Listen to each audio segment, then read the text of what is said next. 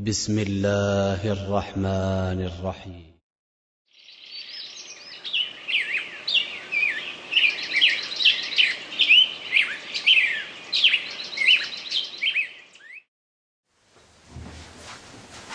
بسم الله الحمد لله والصلاة والسلام على رسول الله. Енді бұл үшінші сабағымыз ғой деймін. Байина сүресінде болып отқанымыз. Бұл сүре өзі сол бір 8 аяттан тұрғанымен өзінің бойында өте көп деген мәселелер қамтитын айтып кеткенбіз. Біз бұған дейін 5-ші аятымызға дейін келген екенбіз. Енді содан ары жалғастыруды Аллах Тағаладан жаратып жалғастырамыз. Сол 5-ші аятта келесі аяттарымыз сәйкес келу үшін 5-ші аятта кішігірім қайталап өтіп арнайы үйретуге. 5-ші аятында Аллах Тағала айтады: "Уама умиру илля лиябудуллаха мухлисина лаху-д-дин хунафаа ва юқимус-салата ва ю'туз-заката ва залика динул қаййим." Олар бұйырылған жоқ, бірақ бұйырылды. Исламмен келеді. Яғни кімдерді айтып жатыр? Ахл китапты айтып жатыр бірінші орында. Кітабилері бұнда егер өткен жаңағы яһудилер өздеріне Таурат деген кітап түскен, насранилер өздеріне Инжил деген кітап түскендер, олар бұйырылған еді не нәрсеге? Өздерінің Таурат деген кітаптың ішінде де, Инжил деген кітаптың ішінде олар бұйырылған не нәрсеге? Илля лиябудуллаха мухлисина лаху-д-дин. Аллаға ғана ғибадат жасауға шын ықыласпенен. Соған бұйырылған болып табылады. Сол үшін бұл таухид бүкіл діндердің негізі болып табылады. Мысалға алатын болсақ, біз алдында хадис келтіргенбіз, пайғамбар айтқан, муслим жеткен хадисте: "Әл-әнбия ихвату динум уахид" дейді. Пайғамбарлар бауыр, әкелген діні бір-ақ дін дейді. Бөтен дін алып келген емес. Бәрінің діні бір ғана Аллахқа ғибадат жасауға шақырады. Жалпы адамзат баласы табиғатында, фитрасында таухидты ұстауға бейім болып жаратылған. Бірақ кейін шайтан келіп оны бұзды, қоғам келіп бұзды. Хадисте келеді, бала неде келеді? Юлад алал фитра. Ол таза күйінде туады дейді. Фа абаваху юхаввиданихи ау юнассиранихи. Кейін оның әке-шешесі не яһуди қылады, немесе насрани қылады, бір риуаят келеді, юмаджисанихи, болмаса маджуси қылады дейді. Мұсылман қылады деп айтпайды. Өйткені табиғатында адам баласы ислам дініне бейім болып жаратылған. Бір ғана Аллах Тағала ғибадат етуге. Сол үшін бүкіл жаңағы пайғамбарлардың да шақырған діні ол біреу еді, дағуаты. Жалпы пайғамбарлардың дағуатын үшке бөліп қарасаңыздар болады. Бірінші Аллахқа ғибадат, таухид тақырыбында. Бұда айырмашылық жоқ. Бәрі бір Аллахқа ғибадат етуге шақырды. Бүкілі. Екінші шариғат. Шариғатта өзгеріс бар. Өйткені олардың өз заманына лайықты шариғаттары болған. Өз заманына лайықты шариғаттар болған. Адам атаның кезінде сол кездің шариғаты айтқанда өзі басқа адам аты жоқ, адам ата бар, Хауа бар. Хауа анамыз дүниеге балалар келтіріп жатыр, әр туған сайын егіз туып жатыр, 40 рет құрсақ көтерген, 80 баласы болған. Бірақ ол кездің шариғаты бірінші туған егізді, жаңағы қыз баласын, екінші туған егіздің ұл баласы үйленуге мүмкіндік беретін еді. Неге? Басқа адам жоқ. Осылай көбею. Кейін қарасақ, Шұғайб пайғамбардың кезіне қарасақ, ол кезде әпкелі қарындасты бір некеде ала беруге тыйым салынған шығатын. Біздің ислам шариғатында бұлар харам. Бір дегенде ала алмайсың, бір некеде екеуін ала алмайсың. Мұса пайғамбардың кезінде егер кімде-кім ширк күнә істеп қоятын болса, оның тәубесіне өлім жазасы. Біздің ислам дінінде тәубе етсең, одан арға ширк күнәсін істемесең, Алла қабыл ететіндігі айтылып кеткен болатын. Сол үшін оларда шариғаттарын өзі. Ал енді үшінші тақырып ақлақ. Ақлақта өзгеріс жоқ. Бүкіл дін, айтқанда бүкіл пайғамбарлардың шақырғаны үлкенді сыйлау, сабыр қылу, кішіпейілділік, жұмсақтық, дөрекіліктен алыс болу деген нәрсе бұның бәрінде ортақ болған. Сол үшін жаңағы Аллах айтады: "Ума умиру илля лиябудуллах." Олар бұйырылған еді өздерінің пайғамбарлар арқылы, өздеріне түскен кітап Таурат арқылы, өздерінің жаңағы түскен кітап Инжил арқылы неге бұйырған? Аллаға ғана ғибадат етуге. Мухлисина лаху-д-дин. Дінін таза Аллахқа арнап, бүкіл құлшылығын. Ихлас сөзі қоспасыз дейді, таза деген мағына береді.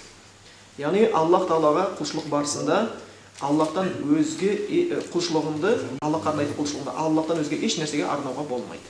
Осыған олар бұйырылған еді.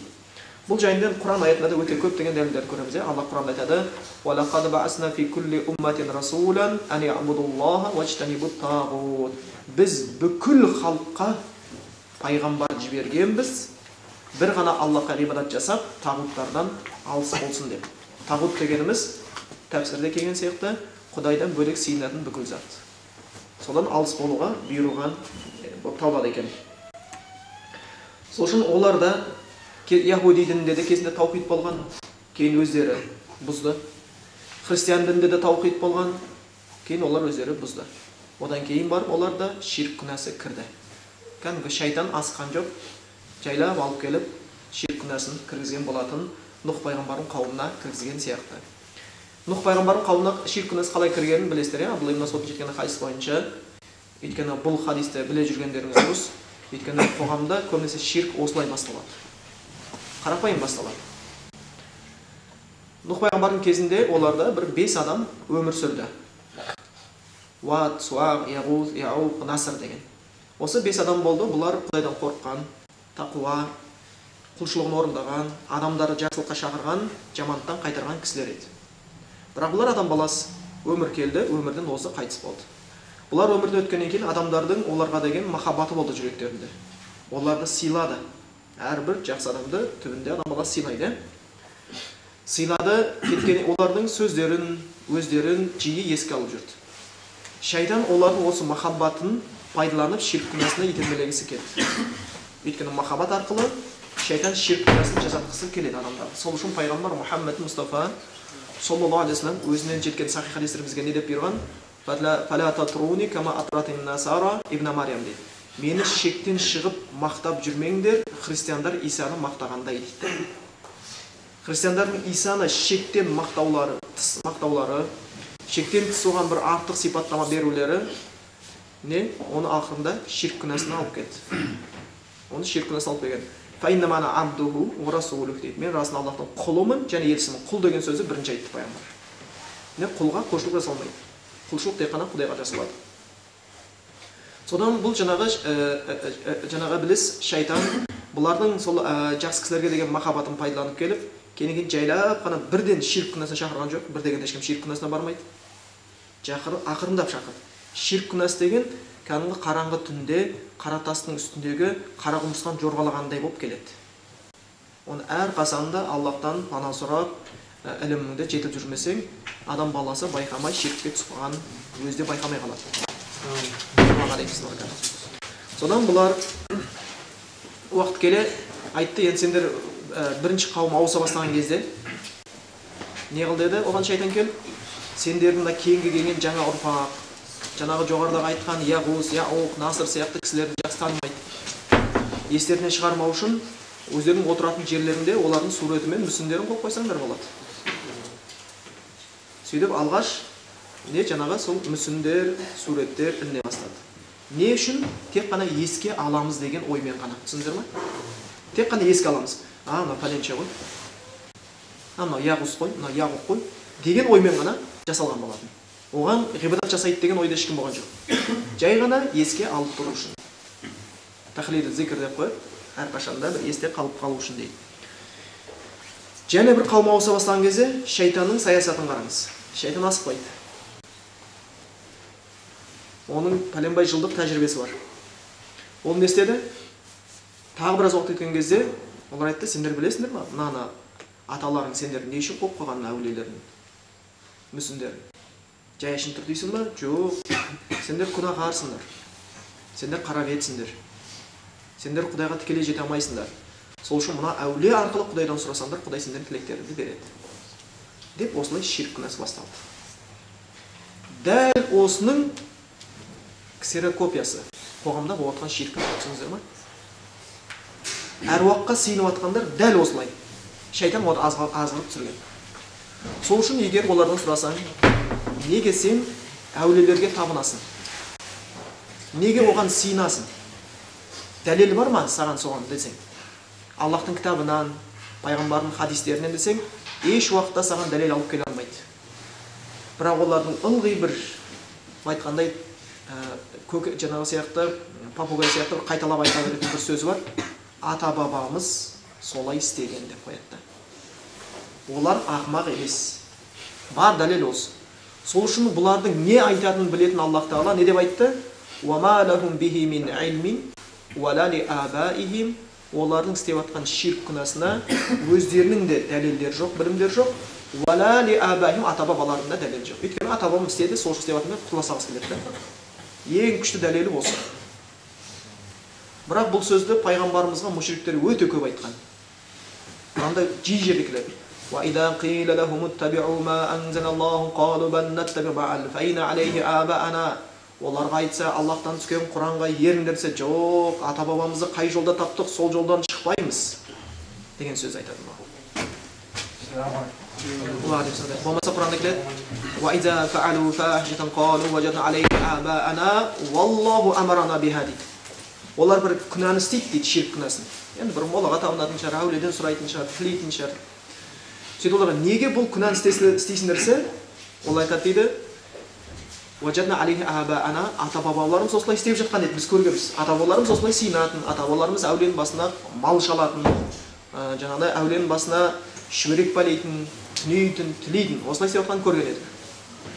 Валлаху амарана биха деді.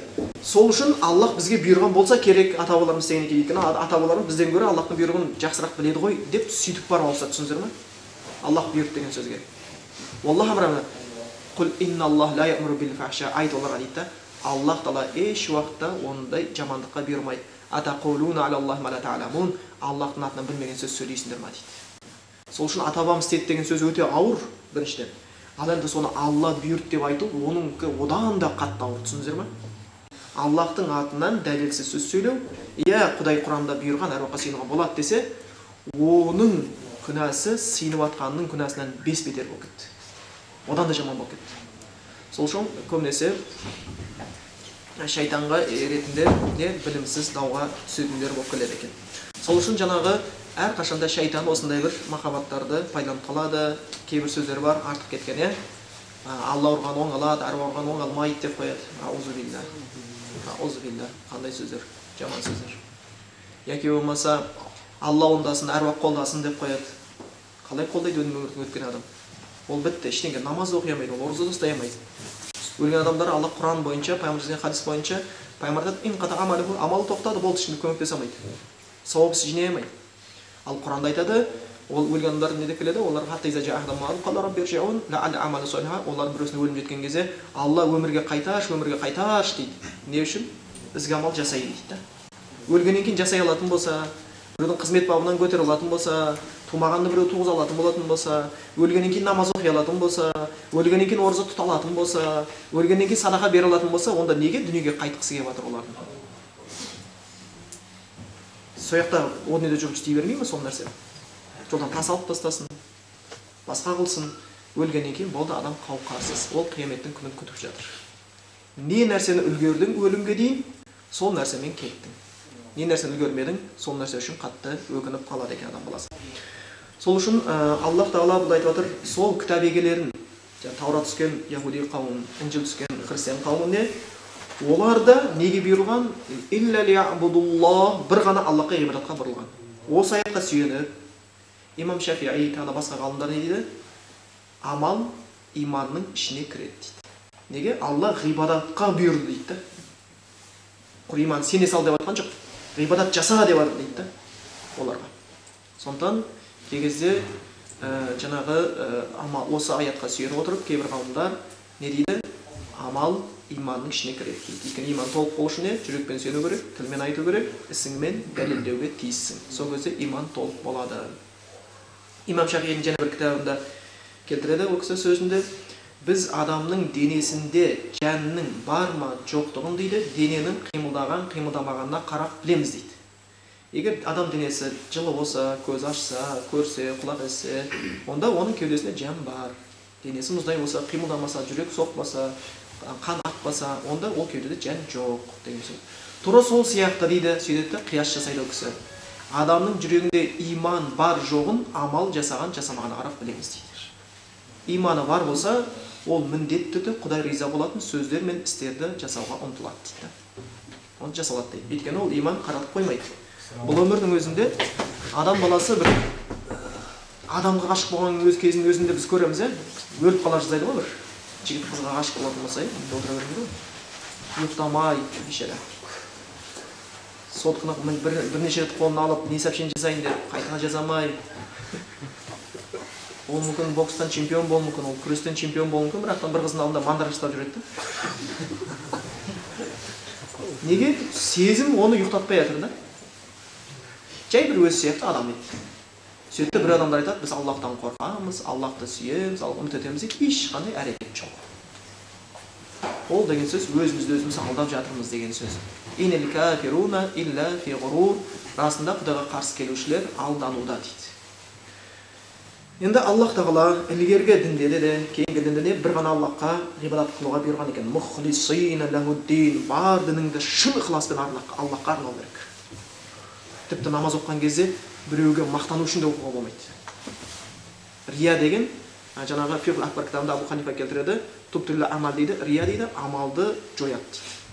Сен бір садақа бердің, адамдар жомарт деп айтсын деген ниетпен бердің бе, сауап жоқ. Кедей пайдасын көреді, бірақ жоқ. Сен бір Құран оқыдың, о, қандай керемет, дауысы деген, тамаша деген ниетпен оқыдың ба, сауап жоқ.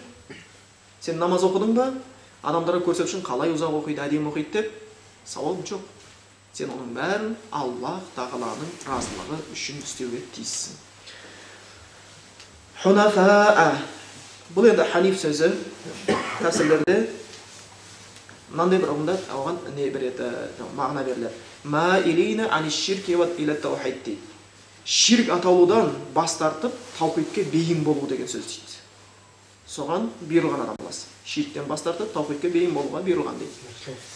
Бірнесінде маилина анид-динил куллиха иля дин ислам. Бүкіл жалған діннен ислам дініне қарай бет бұру үшін дейді. Соған бұйырылған деп келеді. Маилина анил батили иля л-хақ. Бүкіл өтірік атаулудан бет бұрып ақиқатқа жаңағы бүкіл өтірік атаулудан бас тартып ақиқатқа бет бұруға бұйырылған дейді. Ва юқимус-сала, одан кейін намаз оқуға бұйырылған. Ілгергі қауымдары намаз оққан. Олардың өздері намаз болған. Білесіздер, пайғамбар Мұхаммед саллаллаху алейхи ва саллям миражға барып, Аллахтың алдына барған кезде бірнеше нәрсе бұйрықтар болды, соның бірісі намаз. Намаз парыз етілді. Кейін қайтар жолында Мұса пайғамбарға жолыққан кезде сұрады, Мұса пайғамбар, не нәрсемен бұйырдың? Менің үмбетіме күніне 50 рет намаз оқу бұйырылды дейді. Мұса айтады, жоқ, сенің үмбетің оған шыдай алмайды, оны мен білемін дейді. Менің үмбетіме бұйырылған дейді. Сен Аллахтан азайтуын сұра дейді. Сөйтіп пайғамбарымыз қайта-қайта барып отырып, Мұса пайғамбардың жаңағы кеңесінен кейін, бесеу келгеннен кейін, оны да азайт деген кезде пайғамбарымыз жоқ, азайтпаймын дейді. Сонда не дейді? Саны азайды дейді, сауабы 50 күйінде қалып кеткен дейді. Біздік. Осы 5 уақыт намаз оқып жүрсек, күніне 50 намаз оқып деген сауапты алып отырады екенсің. Сол үшін ілгергі қауымдарда да ол намаздар болған.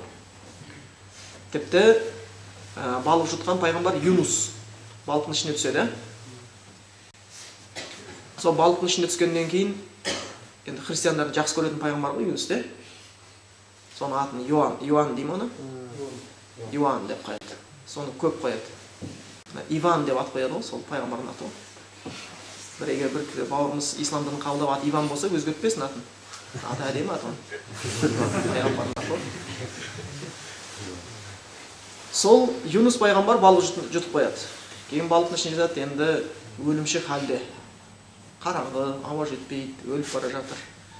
Сол кезде ол Аллахқа бәрібір дұға қылған тоқтатқан жоқ. Ла илаха илля анта субханака инни кунту миназ залимин. Таухид сөзі. Балықтың ішінде жатып таухидты айтқан Юнус пайғамбар басқа ешкім емес. Сол тағдырына бұйырған да. Өйткені біз қай жерде таухид айтамыз, сол жер қияметтің күні бізге куәгер болады екен да. Түсіндіңіздер ме? Юнусқа ертең балықтың іші куәгер болады. Менің ішінде таухид айтқан дейді. Құран айтады: "Вазкур аха адин из андара қаумахум бил ахқаф." Жаңағы не? Худ пайғамбарды еске алыңдар, өзі Ад деген қауымына уағыз айтқан. Ол қауымын таухидке шақырды дейді. Бір ғана Аллахқа сыйыну. Қай жерде? Бил ахқаф, ахқаф деген сол өздерінің сол бір құмды жиектер болатын. Құмды жиегі айтып кетті, таухидты айтты. Қай жерде айтқаны Аллах айтпайды. Ертең сол құм жиектер оған не? Куәгер болады. Куәгер болады. Сол үшін бұл таухидты қай жерде айтсаң, сол жер ертең саған қияметтің күні куәгер болады. Ең ұлы сөз осы сөз. Ең ұлы сөз сол сөз болып табылады екен. Сол Юнус пайғамбар балықтың ішінде жатты. Ол тасбих айтты. Алла, сенен өзге сыйынуға лайықты ешбір тәңір жоқ. Сен пәксің. Расында мен өз-өзіме бір зиян жасап қойғандардан болдым. Өз-өзіме зұлымдық істеп қойғандардан болдым деп Құдайға жалынды. Алла Құранда айтады: فلولا أنه كان من المسبحين للبث في بطنه إلى يوم يبعثون дейді. Егер сол Юнус пайғамбар балықтың ішінде жатқан, балықтың ішіне түскенге дейін, балық жұтып қойғанға дейін не болмады? Минал мусаббихин Абдулла ибн Аббас сахаба түсіндіреді. Минал мусаллин дейді. Намаз оқығандардан болмағанда балықтың ішінде қалатын еді, өлетін еді дейді. Сол үшін оның намазы құтқарған болып қалады екен. Сол жаңағы бұл намаз бір керекті нәрсенің біреусі, оның бұйырғандары намаз оқуға бүкіл қауым бұйырылған. Қарасақ, Юнус алейхиссалам да намаз оққан. Әр қауым өзі намазда болған. Және зекет беруге бұйырылған. Ислам дінде де осыған бұйырады, дұрыс па? Таухид, ықыласпен дінді ұстану, намазыңды оқу, зекетіңді беру. Вадалика, міне осы нәрсе динул қайима, тұп-тура, түп-түзу дін жәннатқа алып келеді. Сол үшін бір нәрсеге көңіл бұрыңыздар. Құранда осы аяттар жиі қайталанады. Мысалға алсаңыздар, Бақара сүресі, Құрандағы ең ұзақ сүре ғой. Бірақ Бақара сүресі басталған кезде алғашқы 5 аятында мұсылмандар жайында айтады, 2 аятында кәпірлерді айтады, 12 аятында мұнафиқтар туралы айтады, одан кейін солардың жағдайын түсіндіріп кетеді. Олар не болады, мұсылмандар ертең қандай күй кешеді, дүниеде қандай болады, ақыретте қандай болады. Бірақтан ең ұзақ айтылатын әңгіме мұнафиқтар туралы болады. Өйткені мұнафиқтардың ислам мен мұсылмандарға тигізетін зияны кәпірлердікінен жоғарыда. Өйткені кәпірді білесің, менің дұшпаным деп қорғанасың. Мұнафиқты сен дұшпаным деп қорғана алмайсың, білмейсің. Іштен шыққан ұрыдан есік бекітіп болмайды дейді ғой қазақта мақал. Іштен шығып жатқан жау. Сол үшін оларға берілетін жаза кәпірлерге берілетін жазадан ауыр. Мұнафиқ дегенде сырт бейнесін мұсылман қылып алады да, бірақ ішкі дүниесі ислам дініне зиян жасау. Ішкі дүниесі кәпір. Сырт бейнесі тура мұсылманның кейпін киіп алады. Мұсылманның арасында жүреді, мұсылманша сәлем береді, мұсылман бірге намаз оқиды, бірақ оның мақсаты оларды алдау, Құдайды алдау, мұсылмандарға сәт түскен кезде не істеу? Балағынан тартып, жағасынан алып қалуды ойлап жүретін адамдар екен. Сол үшін Құранда иннал мунафиқин фи даркил асфали минан нар, мұнафиқтар дозақтың ең төменгі қабатында дейді. Мұнафиқтан төмен жатқан ешкім жоқ. Одан қатты азап көретін ешкім жоқ. Алла одан сақтасын. Сол үшін сахабалар ол нифақ ауруынан өте қатты қорқатын болған. Олардың Омардың өзі пайғамбар Мұхаммед саллаллаху алейхи кезінде Хузайфа ибн Яман атты сахабасына мұнафиқтардың атын білді пайғамбар. Бірақ ешкімге айтқан жоқ, Хузайфа ибн Яманға айтып кетті. Омар, ойлаңызшы, көзі тірісі жатқа кіресін деген Омар Хузайфа ибн Яманнан келіп сұрайды, сол тізімнің ішінде менің атым жоқ па деп сұрап жүрді. Қорыққан. Хузайфа ибн Яманға бір кісі келіп сұрайды, инни ахша ан акуна мунафиқан. Мен мұнафиқпын ба деп қорқам кей кезде дейді. Сонда Хузайфа ибн Яман айтып тұрған, ин кунта мунафиқан лам тахша депті. Шын мұнафиқ болса қорықпас едің дейді. Мұнафиқтан. Мұнафиқтықтан қорықпау мұнафиқтықтың белгісі болып қалады екен. Ол өте қатерлі ауру. Өте қатерлі ауру болып келеді екен. Енді сол Бақара сүресінде алғаш басталған кезде тақуаларға сипаттайды. Аллах айтады: "Худан лил муттақин". Бұл Құран, Аллахтан ешбір күдігі жоқ болған Құран, Құдайдан қорыққандарға не тура жол көрсетеді, нұр болады. Кейін сипаттайды: "Аллазина юъминуна бил ғайб", олар ғайыпқа иман келтіреді. "Ва юқимунас-сала", намаз оқиды. "Ва мимма разақнахум юнфиқун", өздеріне берген нәрсесінен напақа, садақа, зекетін шығарады. 3 нәрсе айтады. Ғайыпқа иман келтіру ол Аллаға, періштеге, ақырет күніне, тозаққа, жәннатқа, осыған иман келтіру, соның ішіне кіреді. Бұл жүректің шаруасы. Түсіндіңіздер ғой? Жүректің шаруасы. Жүректегі иман дұрыс болу керек бірінші. "Ва юқимунас-сала", намаз оқиды. Намаз дененің шаруасы. Дененің шаруасы. Жүрек дұрыс болды, дене дұрыс болды құлшылықпен. жүрек ғайыпқа иман келтіру, Аллахқа иман келтіру, дозаққа иман келтіру арқылы дұрыстадың, денеңді Құдайдың айтқанын істе деген нәрсесі ең құлшылықтың үлкені намаз. Намаз арқылы денең бойыңды дұрыстап ал. Ва мимма разақнахум юнфиқун, өзіне берген дүниесінен садақа береді. Бұл малдың садақасы, түсіндіңіздер ме?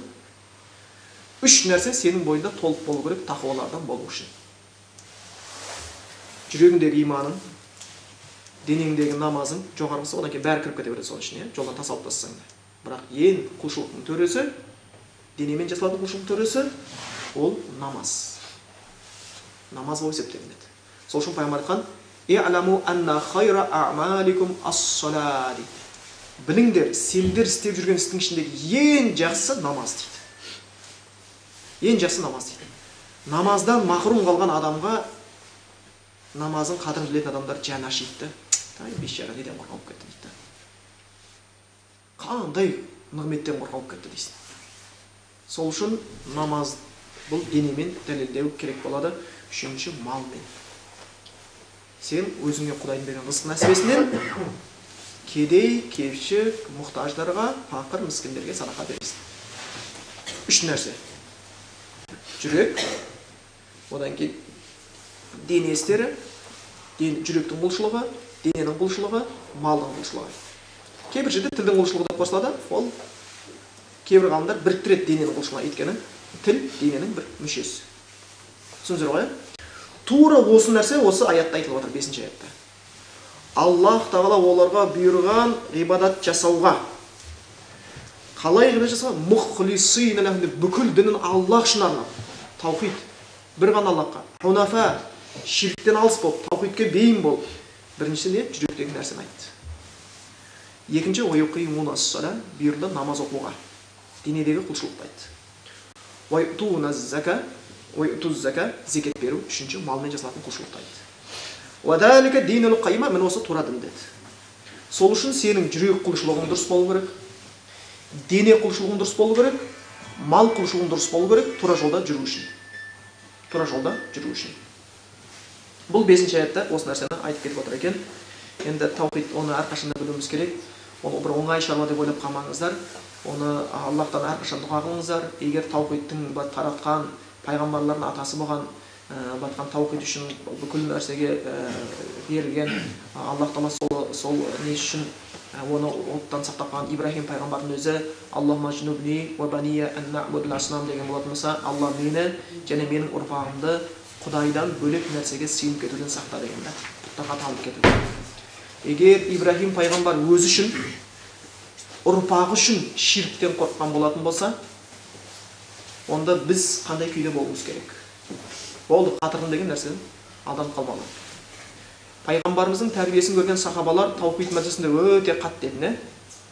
Таухид мәжілісінде өте қатты еді. Пайғамбарымыз кезінде қажылыққа баратқан кезде ең алғаш қажылыққа кіре алмай қалады. Сол кезде сол бір жерде Ридуан деген ағаш болады. Ридуан аталып кетті ғой. Құранда да келеді. Сол Ридуан ағаш деп аталып кеткен.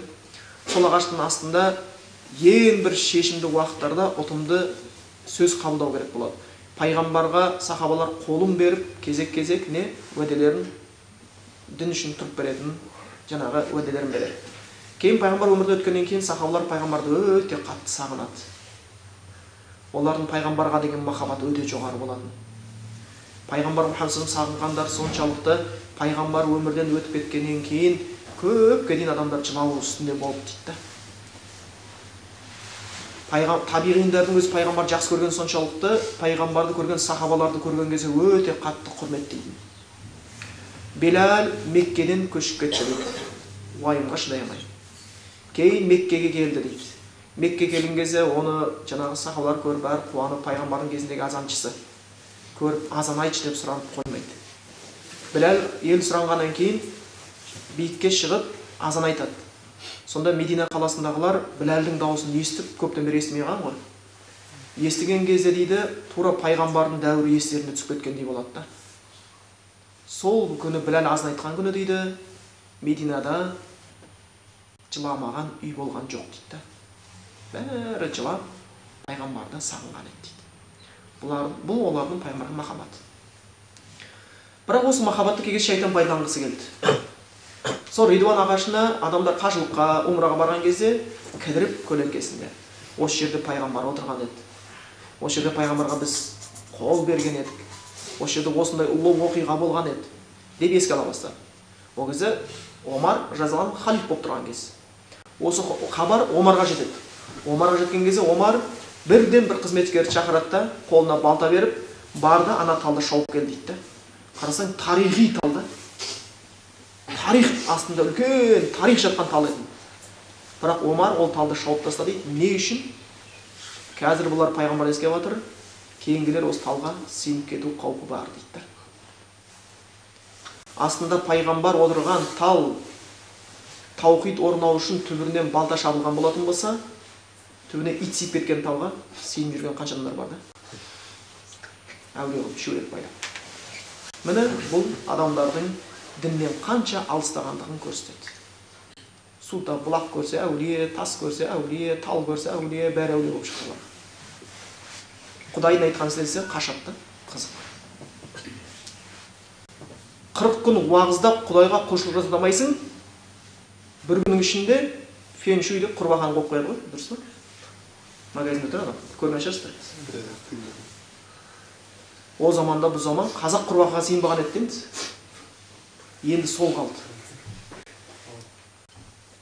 Сондықтан шайтан айтқанда білімсіз, ақыретті шын ойламайтын адамдарды оп-оңай алдап түсіріп, торына түсіре береді екен. Бірақ ол торына түсіп кеткен ештеңе емес қой. Ертең сол тор арқылы оларды тозаққа алып кететіні үлкен қасірет болып табылады. Міне Аллах Тағала осы нәрсеге бұйырған екен, бір ғана өзіне сыйынуға, намаз оқуға, зекет беруге. Намаз жайында да қатты көңіл бұрыңыздар. Оқып жүрмін дегеннің өзінде де оны дұрыс оқуға тырысу керек. Әрқашанда. Ғалымдар айтады, біреу намаз тастап кетсе, намаз тастап деп айтпаймыз, намаз оны тастап кетті деп айтамыз дейді, лайық болмай қалды. Біреудің намаз оқымай жүргені, Құдайына құлшылық қылмай жүргені, Құдайдың алдында қадірсіз деген сөзді түсіндіңіз бе? Құдай алдында қадірсізді деген сөз. Қадір жоқ деген сөз. Қадір болса намаз оқиды. Ибн Таймия бір мысал келтіреді. Мән арада минал уммал ан я'рифа қадраха инда султан дейді. Қызметкерлердің қайсы бірі патшаның алдында қадірін білгісі келетін болса дейді, қарасын қандай жұмыс тапсыратынына дейді. Патшаға сен өте сыйлы болсаң, саған сыйлы жұмыс тапсырады. Мүмкін уәзір қылады, оң жағына отыратын. Оң жағына отырмасаң, сол жағына отырғызады. Айтқанда сенімді жұмыстар тапсырар. Бірақтан патша саған түкіргенменен айтқанда тастаған қақырын тазалап қойып болса, сенің қадірің сол. Патшаның алдында. Сондықтан патшаның саған берген жұмысына қарап дейді, сен өзінің патшаның алдында қадірін білесің дейді. Тура сол сияқты Құдай алдында қадірлеріңді білгілерің келетін болса, Құдай саған не істетіп қойғанына қара дейді. Құдай саған намаз оқытып қойса, қадірің бар. Намаз оқымай жүрсең, қадірің жоқ. Құдай саған жақсы сөздер мен жақсы құлшылықтар істетіп қойса, қадірің бар. Егер сен күнә істеп, жаман сөз сөйлеп жүрсең, сенің тірлігің сол. Шайтанның түкірігін сыпырып жүрген адамдай болып қаласың. Қадірің сол. Сол үшін құлшылықтың болғаны, қадіріңнің болғаны. Аллах Тағала Хаж сүресін айтады. Алам тара анналлаха ясджуду лаху ман фис самауати ва ман фил ард ваш-шамсу вал-қамару ван-нуджуму вал-джибалу ва-шаджару ва-давабу ва-касирун минан нас дейді.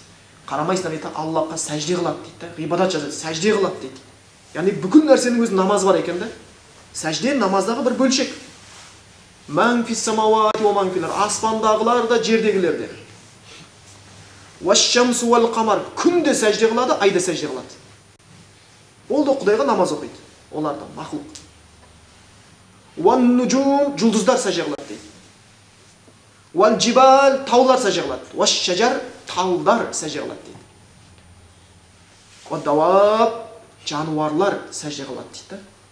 Сөйтті, адамдарға келген кезде бәрі демейді. Ва-касирун минан нас, адамдардан біразы дейді. Ва-касирун хаққа алейхил азаб, және біразына азап әзірленген дейді. Неге сәжде қылмайды өйткені бәрі? Кейін осыны айтқан екен Аллах не дейді? Сәжде, намаз жайында айтқан кезде аспанның сәждесін дейді. күннің, айдың, таудың, талдың, құстың, аңның сәждесін айтқаннан кейін Аллах не дейді? وَمَنْ يُهِنِ اللَّهُ فَمَا لَهُ مِنْ مُكْرِمٍ. Кімді Аллах қор етсе, оны құрметтеуші жоқ дейді. Саған намаз бұйырмағаны, сәжде бұйырмағаны, Құдай сені қорлағаны да. Өзін қорлалсын. Сол үшін шын жүрек иман келген кезде намазсыз өткізу күнді үлкен бір қасірет сияқты. Сол үшін намазың қадірін, иманды, Құдай таныған адамға бір намазды өткізу алу уайым, дұрыс па? Танып бір намазға ұйықтап қалсаң, қайғырып кетуі мүмкін. Сен мазаң кетеді, намаз көреміз, көрмейміз. Не қылайықшы, қазір оқып алайықшы деп намаз үшін мазаң кетеді. Ал біреуге намаз оқу қайғы болып жүрді. Дұрыс па? Жүр енді бір жұмаға барып қайтып десек, ой, зәреш шығу. Тура сөйтіп шегеден қорқпайтын жер. Дұрыс па? Бір енді не болыпты? Жарты литр су, 1,5 метр мата, 5 минут Аллаху Акбар десең, өлердегі сылтауын айтады. 5 минут Құдайға құлшылық етуге жарамайды. Сөйтіп 1000 сылтау айтқан адамды бір күні тойда көресің, 5 сағат памперс киген сияқты отыра береді. Не отырсың десең? Ұят болады дейді. Тойдың егесіне. Әлемнің Раббысы Аллахтан қашан ұялады сонда ол адам? Хадис құдыста Аллах айтады: "Истахияйта минан нас ва хашита минан нас", ей бейшара адам дейді. Адамдардан ұялып жүрсің. Адамдардан қорқып жүрсің. Менен ұялатын күн қайда дейді. Менен қорқатын күн қайда деп айтады екен. Сол үшін бұл намаз бұл дүниедегі істеп жатқан құлшылығымыздың ең абзалы. Ол дүниедегі ең бірінші сұралатын осы қиямет күні тірілген кезімізде бірінші сұралатын нәрсенің біреусі ол намаз болып келеді екен. Хадисте келеді: "Аввалу ма юс'алу бихил абду яумал қияма ас-сала". Қияметтің күні басталған кезде бірінші сұрақ намаз жайында басталады. Пенсияға шыға алмай жүрмін, пенсия жайында басталмайды. Қанша пенсия алып жүрсің сен? Уақытысында алып тұрдың ба? Басқа қылдың ба деп оны ондай сұрамайды ол не десем де. Қанша балаң бар еді? Әйелің қанша еді? Деген сияқты. Қызметің қандай еді? Погоныңда қанша жұлдыз бар еді? Ай сайын алатын айлығың қандай еді? Адамдар саған қалай қол шапалақтаушы еді? Жоқ, ол сұралмайды. Ол сенің өзің үшін керек болып жүрген дүниелер ғой. Ештеңеге келіп пайдасы жоқ. Бірінші сұрақ намаз. Және оларда иза салахат, намаздан өтсең Құдайдың алдында. Салахат сайр амалихи, қалған ісің дұрысталады. Уайда фасадат, намаз өтемесең, фасасайрам, қалған ісің бәрі бұрысталады. Сол үшін бұл ең бір маңызды құлшылықтың бірі оқиды. Одан кейін зекет беру. Зекет өте маңызды. Ол байдың дүниесінен керек-кепшікке берілетін хақысын айтады екенбіз. Одан кейін жалпы зекет осы садақа жайында әр мысалға мұсылман өзінің шамасына қарап, енді дүние мөлшері жеткен адам зекет береді ғой. Енді жаңағы нысапқа жеткен дүниесі 40 қой болса, бір қойын деген сияқты. Былай қарасаң, зекет бар ғой, түк емес. Шын Құдайдан қорыққанғаш.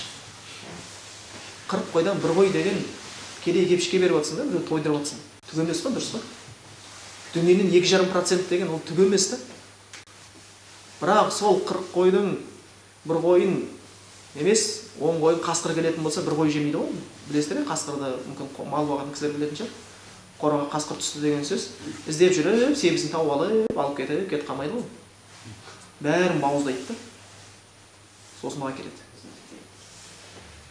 Бірақ бір нәрсе біліңіздер, біз үйде малды қарауылдаған кезде, дүниемізді қарауылдаған кезде, сейфті қарауылдаған кезде, небір кодтар саламыз ғой. Дұрыс па? Үйге небір есіктер саламыз. Қораға небір нәрселер қоямыз. Прожекторлар қойып қоямыз. Бәрінше дұрыс бұл себептер. Бірақ ең бірінші күшті қарауыл не екенін білесіздер ме? Зекетін беріп тұру. Зекетін беріп тұрсаң, сол малыңа береке бітеді. Өйткені әрбір адам малынан кедей-кепшікке бір нәрсе бере бастады ма? Періште, Аллах, арнайы оқыған періште, олар дұға қылады. Алла бергенге арттыр, бергенге арттыр деп тұрады да болды. Періштенің дұғасы саған қабыл болады. Шын байғысы келген адам садақа, зекет беретін адам. Әйтпесе, өз дүниесін өзі қарауыл болып, түкке пайдасы жоқ, өмірден өтіп кетеді, дүниесінде қызығын көре алмай қалады. Сол үшін Алла Құранда айтады: "Ла хайра фи катир мин najwahum илля ман амара би садақа" дейді. Сендердің өзара сөйлескен сөздерінің көпшілігінде ешқандай пайда жоқ дейді. Илля бір сөздерде пайда бар. Ман амара би садақа, садақаға бірін-бірін шақыратын болса дейді. Әркім өз деңгейінде садақа береді, дұрыс па? Көрпесін алып көсіледі. Мысал алатын болсақ, сіздерге айтайық, бір адамда $100,000 бар. Бірақ та одан біреу садақа сұрап келіп еді, $100,000-дан ол жорға дегенде $100 берді дейік. Енді бір адамда $10,000 бар. Одан бір кісі садақа сұрап келіп еді, $10,000-ден бір $2,000 берді. Процентке шаққан кезде қайсы көп сауап тапты? $10,000-ден $2,000 адам. Өйткені ол қанша дүниесінің мөлшерінен беріп жатыр? $100,000-дан $100 бергенде. Қарасаң, сыртқа қарасаң, ананікі көп сияқты. Өйткені Аллах Тағала білуші кімде қанша дүние бар, жаудан қанша садақа беріп жатқан. Аллах жақсырақ біледі. Сол үшін мұсылманның бойында жаңа бір қасиет, ол садақаға деген құмарту. Кедей-кепшіктерді ескеріп жүру. Лиссаили вал махрум деп келеді ғой. Олар офи амуал хаққу маълум лиссаили вал махрум, олардың өзінің малдарында хақысын біледі, сұраушыға да, сұрамаушыға да. Оның хақысын беріп, біліп жүреді екен. Одан кейін садақа құр нәрсе емес, шынымен де ол сені иманының кәмілдігін білдіреді. Сендегі дүние менікі емес, Құдайдікі. Ол арта ма, азая ма, Құдайдың қолында. Аз бола ма, көп бола ма, бар бола ма, жоқ бола ма, Құдайдың қолында деген иманыңды көрсетесің садақа беру арқылы. Ал енді садақа бермейтін зекет беретін адамдар, жоқ, бұл дүние менікі, Құдай берген жоқ. Қазір берсем азайып қалады деп ойлайды. Надандығын көрсетеді, иман әлсіздігін көрсетеді. Сол үшін имам Шафи бір кітабында зекет не дейді? Намаул иман, иманның өскендігін көрсетеді дейді. Өскендігін көрсетеді. Және зекет, садақа деген дүние деген өзі қиын нәрсе. Байқамай ол адам жүрегіне кіру мүмкін де. Адам жақсы нәрсеге тез үйренеді ғой, дұрыс па? Жақсы нәрсеге тез үйреніп алады. Тәттіге, жұмсаққа, жылыға деген сияқты. Сол дүние жүрекке кіріп кетпеу үшін сен осы сол өзің жүрегіңді немен, садақамен, зекетпен емдеп отырасың. Айтпаса кіріп кетеді. Мұсылман адамға байыма деп атқан жоқ шариғат. Миллиардер болып кетсең де бәрібір. Миллионер болып кетесің ба? Осы бәрін миллионер болып кетсеңдер де. Нереально деп қойсаңыздар. Кім біледі, реально шығар. Ол байып кетсең де, қанша? Мәселе сенің байығаныңда емес, кінә. Зекетін берсең, иман яққа кіріп кетпесе болды. Мұсылман үшін дүние қолда тұрады, жүректе тұрмайды. Сол үшін ол дүние азайса да, көбейсе де, оның көңіл күйіне қатты әсер етпейді.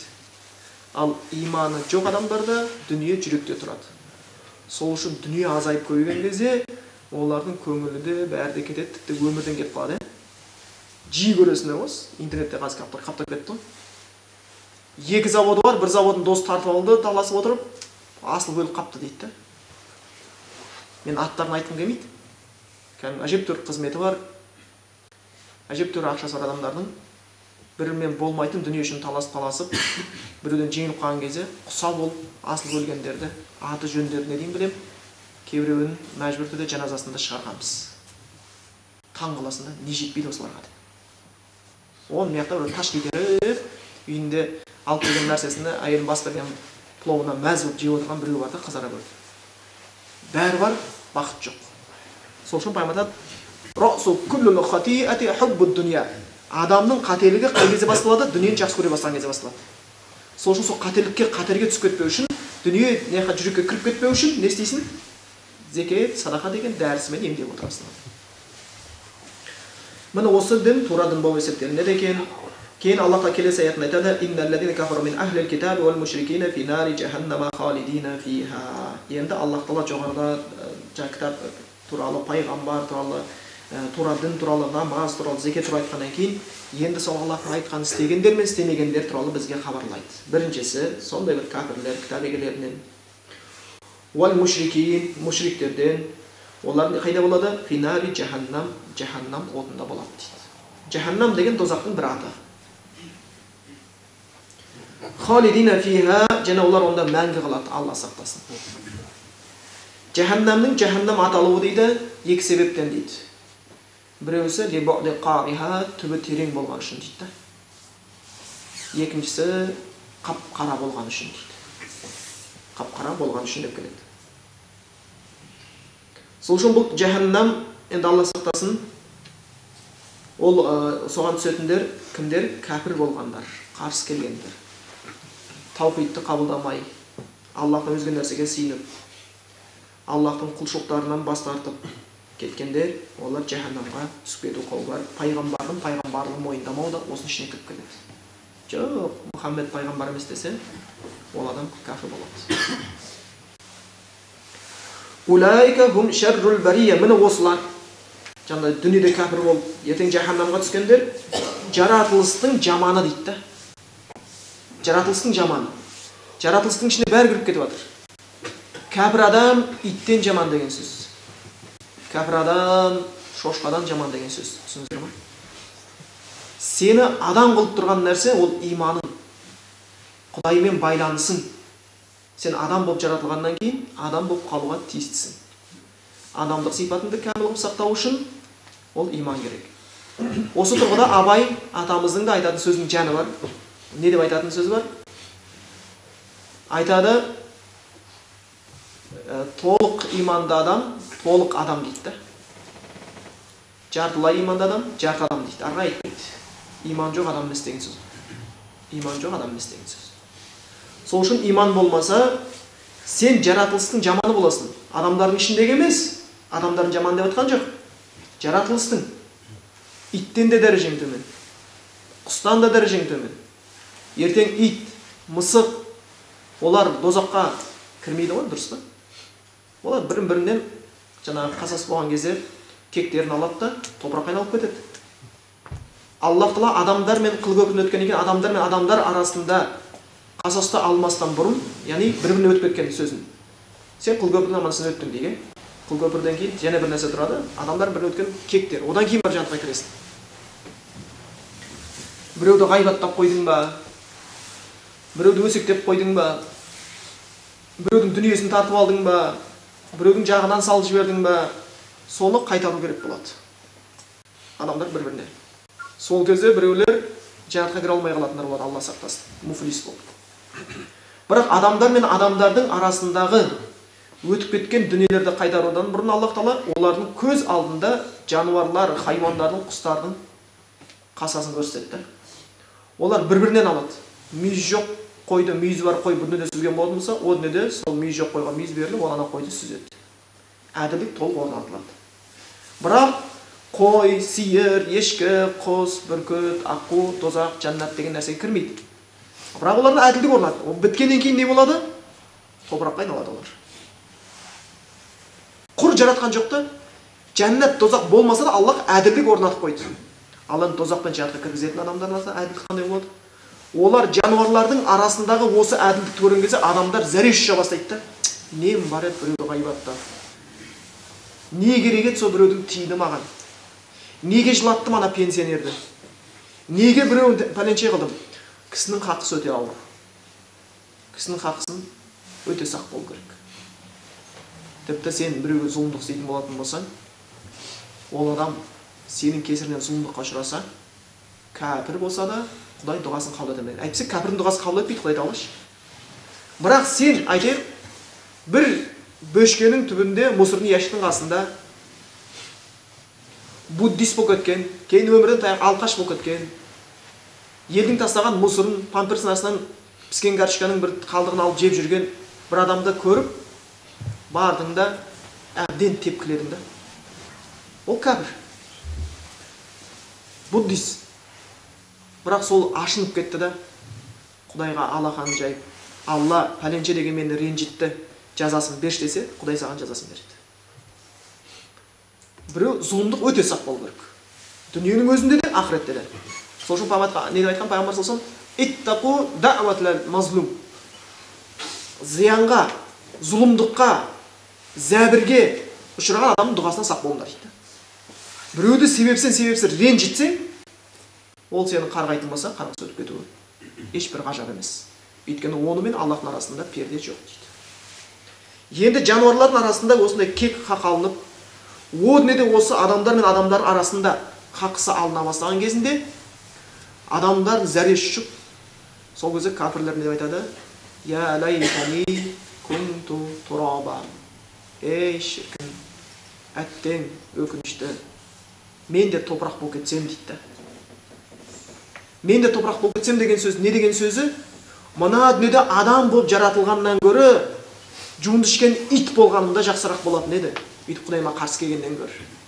Мына дүниеде адам болып жаратылып Құдайға қарсы келгеннен гөрі кәпір өмір сүргеннен гөрі шошқа болып жаратылсам еді, сасып кеткен. Сөйтіп бұл дүниеде топырақ болып кетсем еді, о дүниеде деп айтады екен.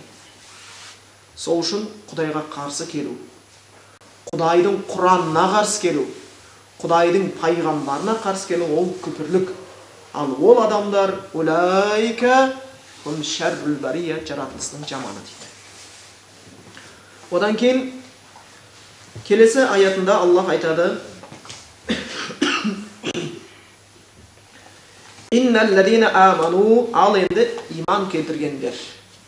Иманның ішіне Аллахқа иман келтіру, ақырет күніне иман келтіру, періштелеріне иман келтіру, қабірдегі болатын азапқа иман келтіру, қыл көпірге иман келтіру, амал дәптердің оң қол сол қолдан берілетіндігіне иман келтіру, тағдырға иман келтіру, пайғамбарларға, кітаптарға иман келтіру, осының бәрі кіреді. Сол имандар дұрыстап алу керек. Әр иманның артында ілім тұру керек.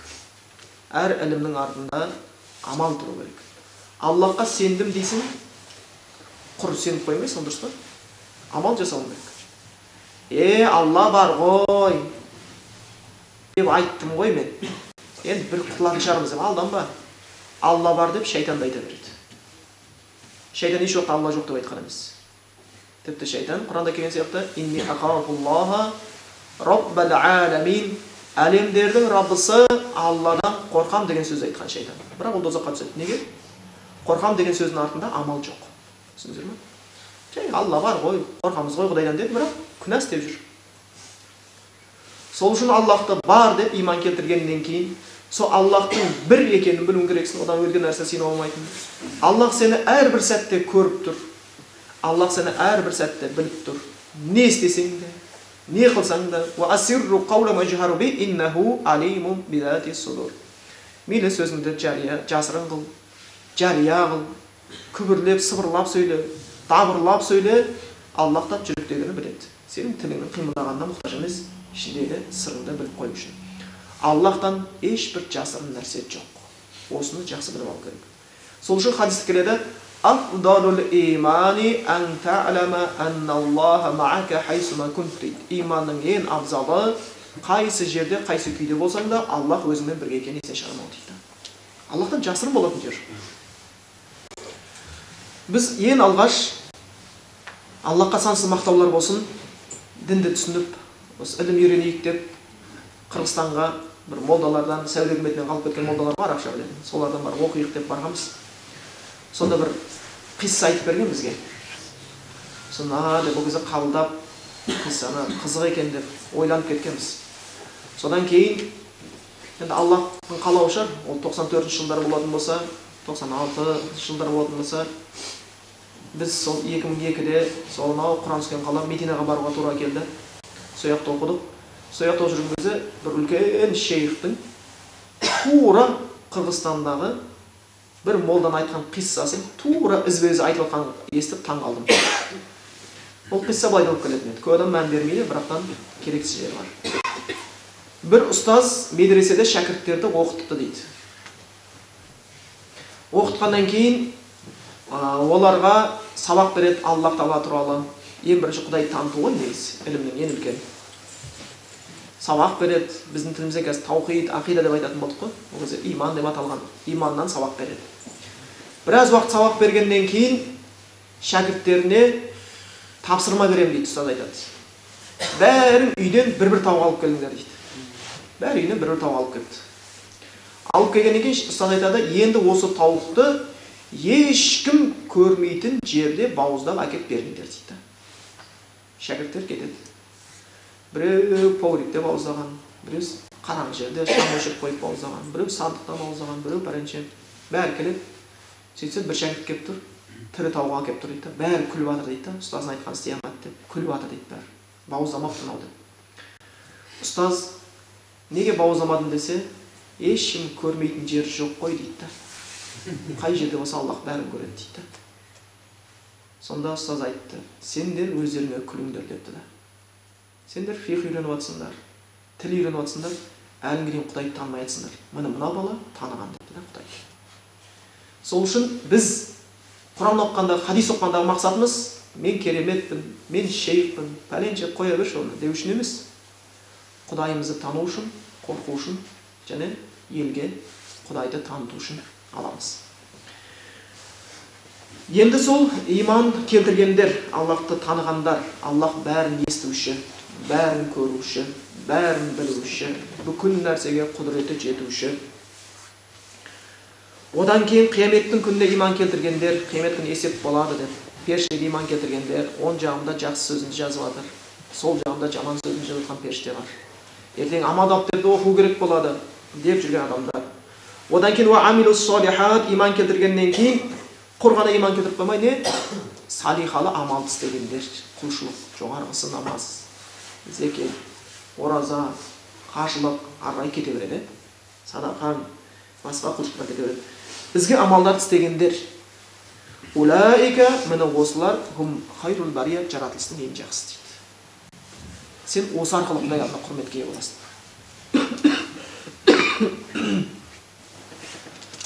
Аллахтың алдындағы құрметіміз, дәрежеміз Құдайдан қорқумен ғана өседі екен. Сол үшін Аллах Құранда айтқан: "Инна акрамакум индаллахи атқакум." Сендердің Құдай алдындағы құрметтілерің Құдайдан қорыққандарың деп кетеді екен. Енді осы адамдарға не болады дейді? Жазаухум, иман келтіріп, ізгі амал жасағандарға. Құдайға сенді, Құдайдың құдіретін мойындады. Алла бәрін біледі, көреді, өлтіреді, тірілтеді, Аллахтың алдына қайтам деп иман келтіріп, сосын сол күнге дайындалып, намазымен, оразасымен дайын жасағандар. Соларға сыйлық болады дейді. Жазаухум, олардың сыйлығы не болады дейді? Инда раббихим, Аллахтың, Раббыларының қасында бір сыйлықтары бар дейді. Жай ғана сыйлығымыз Аллахтан болатын сыйлық. Аллахтың қасындағы сыйлық. Қандай? Жаннату аднин. Адын жаннаты болады дейді. Адын деген жаннаттың бір аты. Жоғарыда жаханнам деп тозақтың бір аты аталған сияқты. Жаханнам түбі терең, қараңғы деген мағына берілсе, адын деген сөз жаннаттың ортасы дейді. Өйткені мa'дanu шей марказуху деп келеді, ғалымдар түсіндіреді. Мысалы, адын дегеніміз кез келген нәрсенің ортасын айтамыз дейді. Олар жаннатта болады, адын жаннатында болады дейді. Бұл сөздер көбінесе қолданылады. Бұл адын жаннаты, фирдаус жаннаты тек қана мұсылмандар білді дейсіз ба? Ілгері кітаптарда болған, Тауратта болған бұл сөздер. Інжілде болған бұл сөздер. Сол үшін кей кезде аттар қояды ғой магазиндеріне, бір моншаға қойыпты ғой, парадайс деп ат қойыпты. Көрдіңіз бе? Фирдаус деген ғой. Ол фирдаус емес, жаннатта ғой фирдаус. Өздері армандап отқандар. Олардың кәпір адамның бар фирдаусы солақ болатын шығар. Арғы айтып жоқ. Едім деп қояды тағы. Сол адым жаннаттың аты. Едім, бізге рай деп қояды. Оларға адым жаннаты болады дейді. Қайда болады? Раббылардың қасында. Бұл және бір нәрсеге дәлел, өйткені мына бір тағы да қате ағымдар бар. Иегова куәгерлері, баптистер деп қояды ғой. Олардың насихатын қарасаңыздар, не деп айтады?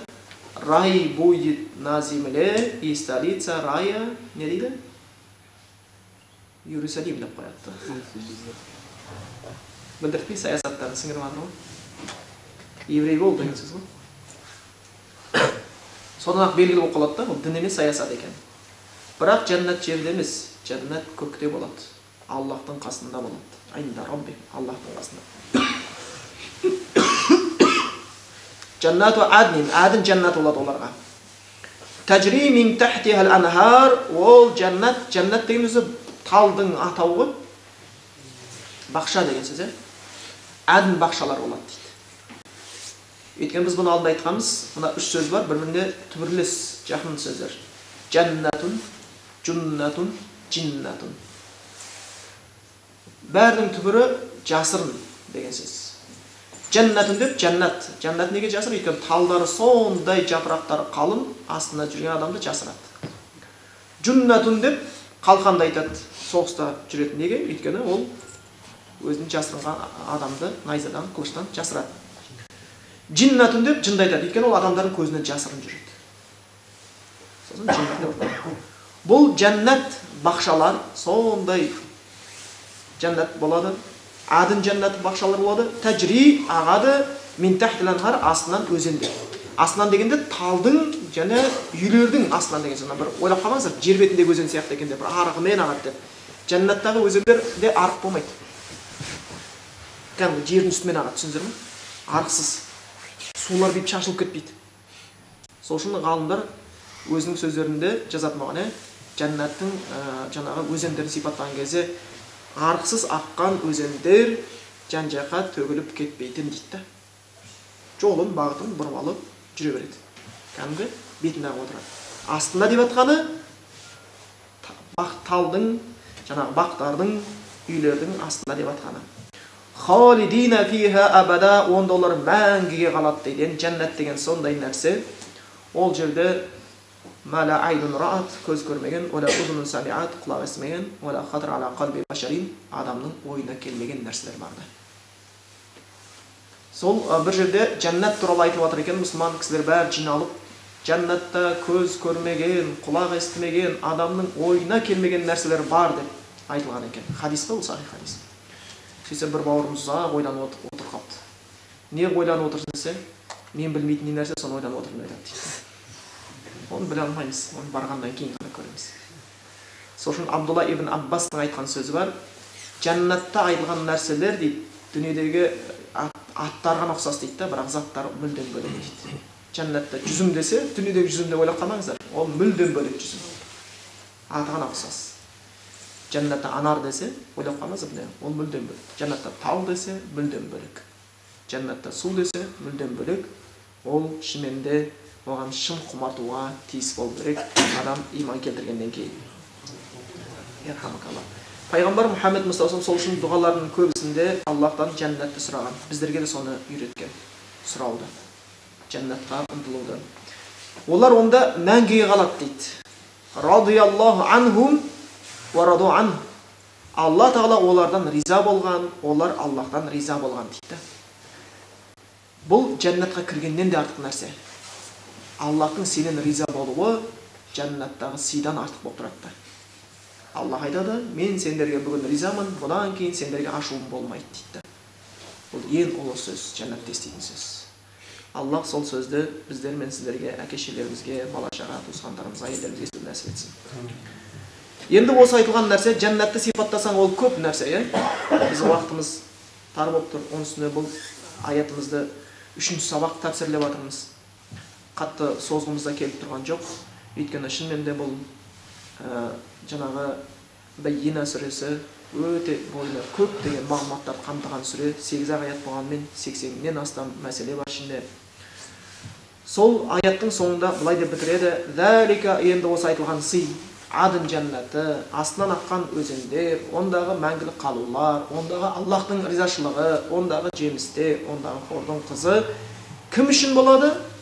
Осы сыйлар лиман хошия робба, Раббысынан қорыққандар үшін болады дейді. Жай үшін емес. Сол үшін Аллахтан қорқу керек болып табылады екен. Енді арабтарда біз қорқу, үрей деп не алатын шығармыз. Арабтарда қорқуда хауф, хашия деп бөледі. Екеуінің айырмашылығы бар. Хашия хауфтан жоғары тұрады. Қорқыныштың жоғарғысы. Кей кезде ғалымдар түсіндіру үшін былай деп айтады: сен біреуден қорқасың, оның саған шамасы келе ма, келмей ма білмейсің дейді. Мүмкін шамасы келмей, сен одан күшті болдың, бірақ сен одан қорқып тұрсың. Бейтаныс. Осыны хауф деп атаймыз. Ал сен біреуді білесің, ол саған шамасы толық жетеді. Сен соны қорқасың, оны хашия деп айтады дейді. Аллахтан қорқу, толық қорқу да. Толығымен қорқу болып келеді екен. Сол үшін бұл қорқу өте үлкен бір ғибараттың бірі болып табылады. Біздің тілімізде құлшылық болып, ойымызда құлшылық болып, денемізде құлшылық болып, жүрегімізде қорқыныш болмаса, ол қиын. Сол үшін пайғамбар Мұхаммад Мұстафа саллаллаху алейхи өзінің дұғаларының бірінде min qalbin la yakhsha дейді. Құдайға толық бойсынбаған, Құдайдан қорықпаған жүректен мені сақташы деп Аллахқа сұрайды. Аллах Құранда айтады: "Ва амма ман хафа мақама раббихи ва нахан нафса анил хава фа иннал джанната хиял маъва." Ал енді кім Құдайдың алдында тұратын күннен қорқып, өзінің нәпсісін күнәдан тыйса, сол жәннатқа барады дейді. Бұл аят. Яғни жәннатқа барудың бір жолы Құдайдан қорқып, күнәдан алыс болу. Бұл да бір қорқыныштың бірі болып қалады. Сол үшін ол жаңғыз қалса да, көппен қалса да күнәдан алыс болуға тырысады. Ғалымдар айтады: көппен отырып істей алмайтын күнәңді жаңғыз қалғанда да істеме дейді. Көппен отырған кезде мүмкін сен ұялып, бір жаман журнал қарағың келмейтін шығар. Көппен отырған кезде сен интернеттің ішінен бір жаман нәрсе көргің келмейтін шығар. Сол нәрсеңді жаңғыз қалғанда да істеме дейді. Осы сенің қорқынышың дейді. Және хадисте келген, Аллах Тағала айтқан: "Мен дейді құлымның жүрегіне екі бірдей қорқыныш салмаймын" дейді. Бұл дүниеде менен қорықса, о дүниеде қорқытпаймын дейді. Аман қаламын дейді. Бұл дүниеде менен қорықпаса, о дүниеде қорқытамын дейді. Мүлк сүресінде Аллах айтады: "Инналлазина яхшауна раббахум бил гайби лахум магфирату ажрун кабир." Міне сондай бір адамдар, олар Аллахтан қорқады. Қалай? Бил гайб. Бил гайбта екі тәпсірі бар. Біріншісі Құдайды көрместен қорқады. Екіншісі жаңғыз қалса да Құдайдан қорқады.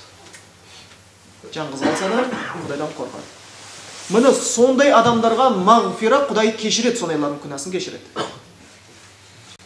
Ва ажрун кабир, оларға үлкен сый, жәннат болады дейді. Қазіргі кезде Алла біздер мен сіздерді кешірсін. Енді жалпы сіздер туралы айтқан жоқпыз, адам өзінен бастап айтады ғой, тіл кермес біледі деген сияқты. Өте неше түрлі сүннет істегіміз келеді да. Анандай сүннет, мынандай сүннет, біреу істемей айтса бидағатшы деп тез айта саламыз. Ғайбаттаудан да қорықпаймыз, басқадан айтыр, сүннетті жалау қылып ұстап алғанбыз. Иә, сүннет істеуіміз керек. Бірақ сөйлеген сөзіңде, істеген ісіңде Құдайдан қорқу, көзге жастың келуі, ол да сүннет етті. Бұл ұмытылып баратқан сүннеттен өзі. Ертең қияметтің күні басталған кезде Аллах Тағаланың аршының саясында болатын 7 адамның біреусі кім? Закараллаха халиян фафадат айнаху. Жаңғыз қалған кезде Құдайды ойлап көзіне жас келетін адам дейді. Біз көппен жүргенде құлшылық істеп жаңғыз қалсақ, шайтан бізді оп-оңай ертіп алып кететін болатын болса, онда не болды? Қай күйге түстік? Қазір кезде тозақ туралы, жәннат туралы аятты, хадисті естіп, сол туралы қиссаларды естіп, жылағандарды айыптайтындар пайда болыпты. Қайдан қаласың? Эмоция ойлап қояды. Аузу билла. Не ол эмоция деген? Жүректің тебіренісі емес пе?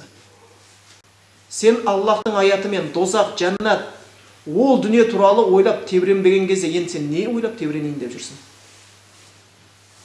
Пайғамбар Мұхаммед Мұстафа саллаллаху алейхи ва саллям жәннат туралы айтқан кезде, тозақ туралы айтқан кезде қандай күйде болды, ойлаңыздаршы. Сахабалардың хадистерін қараңыздаршы. Айрбат ибн Сариядан жеткен хадис. Ваазана Расулуллахи саллаллаху алейхи ва саллям мауизатан важилат минхал қулуб ва зарафат минхал уюн дейді. Пайғамбар сондай бір уағыз айтқан еді, оның уағызынан жүрегімізге үрей ұялап, көзімізден жастарымыз төгіліп жатты дейді. Бұл қазір кезде шынымен бір сиреп баратқан нәрсе. Омар разиаллаху анху бір күні сахабалармен отырған кезде Құран аятын оқиды. Сол Құран аятында олар сәжде қылады, жылай отырып деген аят келеді, сәжде аяты.